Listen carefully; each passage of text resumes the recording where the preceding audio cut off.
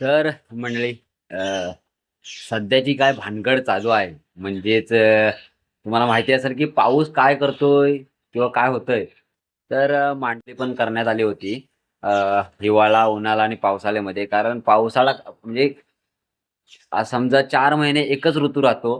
तर आता तसं नाही. आता प्रत्येक म्हणजे महिन्यामध्ये 3 ऋतू चालतच असणार आहे प्रत्येक दिवसामध्ये आणि अशी मांडवली झालेली.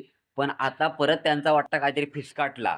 म्हणजे आता पण आहे ना, मांडवली कशी झाली होती, की सकाळी थंडी लागणार, दुपारी ऊन पडणार आणि संध्याकाळी पाऊस लागणार. पण आता मला वाटतं काहीतरी त्यांचा परत फिसकाटलाय. म्हणजे मांडवलीत काहीतरी चेंज झालाय. म्हणून मला वाटतं आता काय माहिती आहे काय? आता वाजलंय, थांबा सांगतो तुम्हाला. आता सकाळचे 10:15 वाजलेत. म्हणजे काल रात्रीपासून पाऊस पडतो आहे आणि सकाळी पण पडला आणि आता पण पाऊस पडतोय. म्हणजे थंडीचा काय विषय नाही. थंडी काय थोडीफार लागत होती म्हणा.